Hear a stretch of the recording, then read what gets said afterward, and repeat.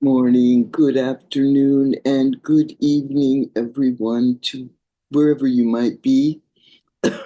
It's a rainy, blustery day here in San Francisco, and I thought it would be a good day for me to talk to you, especially because I had something on my mind for today that I heard a lovely story on the radio the other day that gave me many things to think about that I wanted to talk about with you.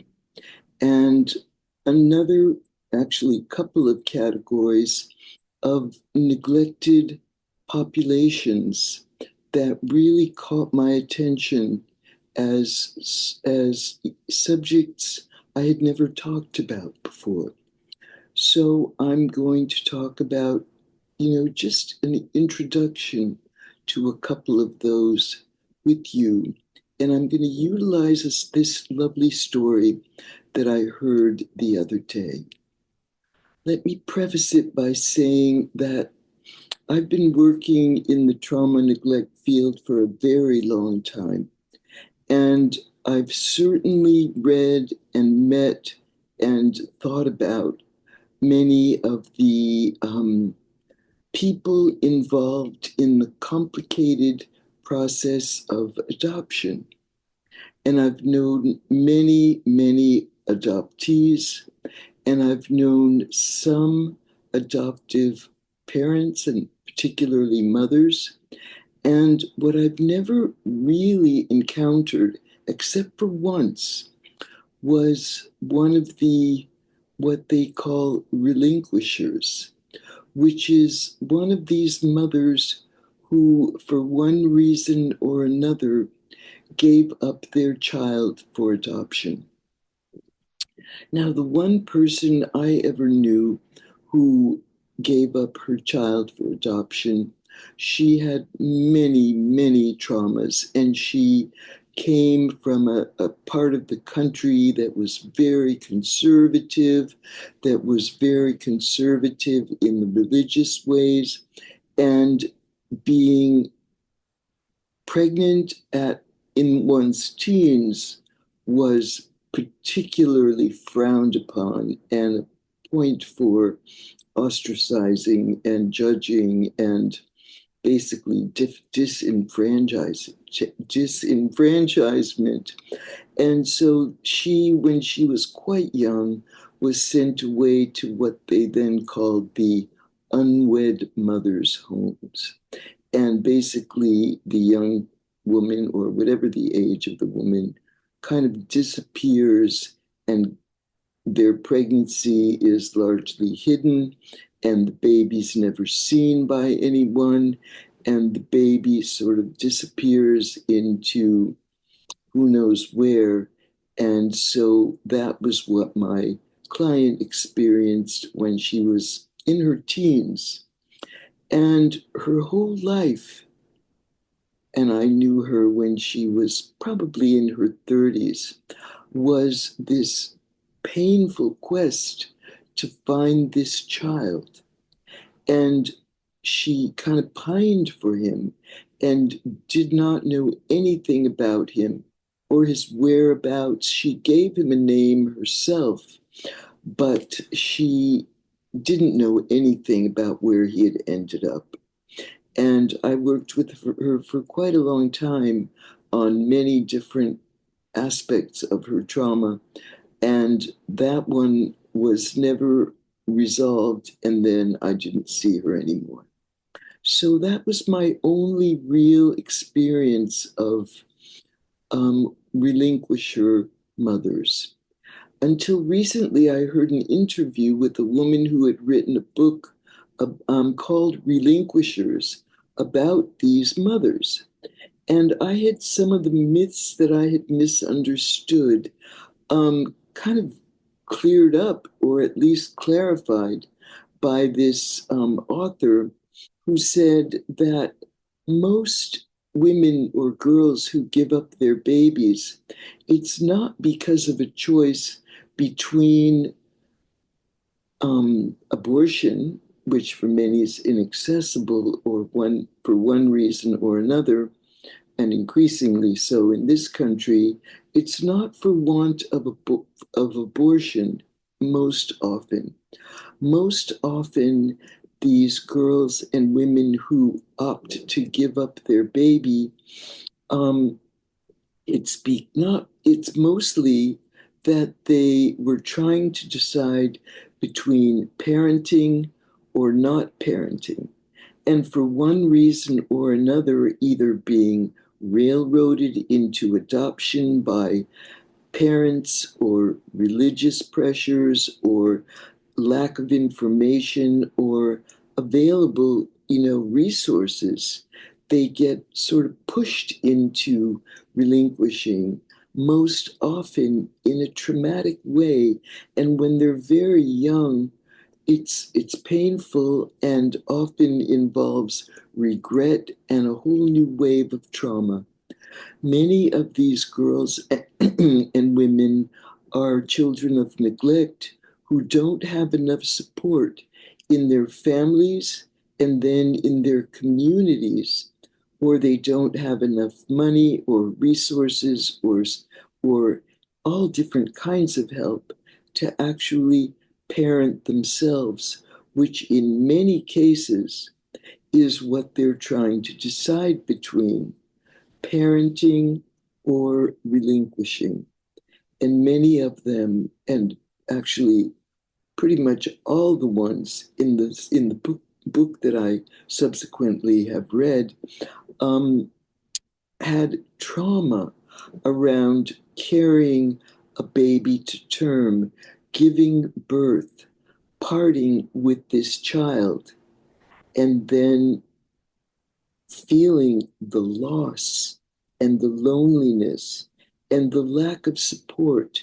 And most often it's hush hush, so nobody knows about the trauma of relinquishing.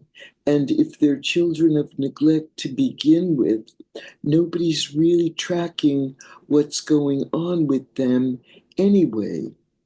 Very often, the partner who fathered the child or whoever else was involved in the pregnancy is MIA, missing in action. And so that's another kind of abandonment, another kind of loss, another kind of trauma. And sidebar, one thing I've often seen about children of trauma and neglect is often the first safe relationship they've ever had has been with their very own child. So, if that's the case with this pregnancy and then this loss, the very first potential experience of a safe relationship, a relationship with someone who maybe won't go away, goes away one way or the other. And it's a terrible scar that's left on this mother, not to mention all the trauma, much is known about the trauma of being adopted and all the confusion of identity and the loss and the sense of rejection and the way a, an adopted child often feels orphaned and abandoned and alone. And I'm no expert on adoption, although I know that there are people there that are, and I've known some, and maybe some of you are. However, I know that there's a lot of trauma often associated with being adopted, as well as the many challenges and difficulties of being an adoptive parent. What I also know is that now in this country, when we, at least for the moment, have same sex marriage, and particularly men who don't have their own options of being able to procreate themselves without some assistance of some kind, there is a market for adoption, and it's not cheap. So there's a financial incentive from these adoption agencies in this country where young girls and women who are often traumatized or kind of shell shocked in the position that they're in are kind of pushed into relinquishing when maybe they're really torn between parenting or adopting, and all they get is information about relinquishing. And so the option to parent, even if there were support, even if there were social support, even if there were resources, are somehow unavailable because with information and social or moral pressure, those supports are not available to them.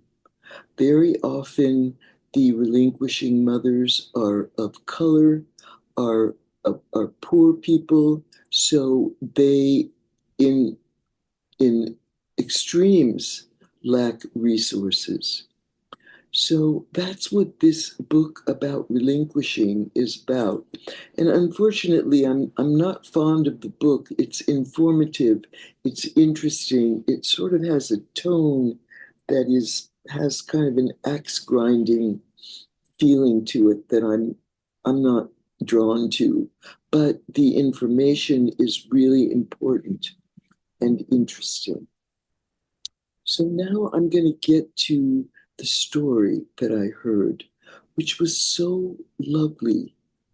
And the person who spoke, and I was trying and trying and trying to search for the actual interview that I heard, and I couldn't find the interview that I heard, although I did find a few ViewTubes on Google that I then failed to write down the name of the person, but I will find it for you and I'll add it later to the description for this video.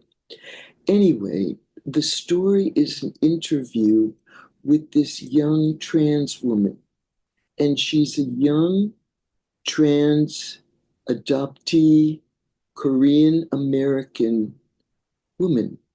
Now, those are a lot of disenfranchised groups all rolled into one person because to be Korean and adopted and trans and living in this country creates so many categories of identity challenge, let alone confusion or trauma or certainly disenfranchisement of any kind. So this woman, and I don't know where she is in her transition process, but she is now a young adult. She has a group of friends, and she decides to travel to Korea to meet her birth mother. Now, this is a very courageous step on her part. And so she takes her little entourage of friends, and she has all her woman's clothing and makeup and toiletries and all the sort of the accoutrement of being a female or a female. I don't know what this language is so impoverished in terms of pronouns and trans language, and I'm ignorant. But anyway, all of her sort of paraphernalia of being a trans woman is in the suitcase, and she's dressed in some kind of gender neutral way because she's really scared and shy about meeting her birth mother. So she arrives in Korea. She doesn't speak much Korean and she's self conscious about this. And she's terrified to meet this woman who relinquished her and she doesn't know the story of her relinquishment. So she has her little group of friends, and she finds her hotel. She installs herself in the hotel with her things. She goes out in search of the address where she's to find her birth mother. And she meets her birth mother, and she's very self-conscious and she's scared, and she's about to meet this woman, and she doesn't know anything about the circumstances of how she was relinquished, so she's not sure how she'll be received. So she meets this little Korean woman, and she doesn't know much Korean, and she's apologetic about that. And with the woman are two other women who were older than our main character, but not that much. And these are her sisters. And the woman who is her birth mother is very receptive and very kind and very warm. And she is very emotional and she cries and she says, "Oh, my child, you've come home." And she embraces her daughter, and her daughter is so relieved, is so surprised, is so delighted that she was received with open arms and she felt wanted. And she finds out early in this meeting that it was not her mother who wanted to give her up. She was not rejected or abandoned by her mother. Quite the opposite. Her mother had been pressured, coerced into giving up her child by her father, by the woman's husband, this overbearing Korean spouse who, for whatever reason, pressured her into giving up this baby whom she loved and whom she was traumatized by having to relinquish. And then the baby went really far, and she didn't know anything about the whereabouts of her daughter. And she had thought it was a son, and she had grieved and suffered, and basically been in pain about this child being gone. So our protagonist was so surprised and so relieved and so heartened about being wanted and about her relinquishment never having been intended by the mother, but the mother was traumatized by the separation as well.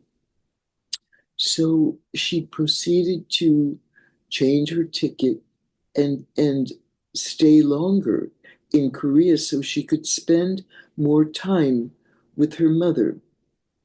So after about a week of spending time together and having some really lovely, sweet, connected, profound conversations where she felt really seen, her mother said to her, "I'm going to ask you something."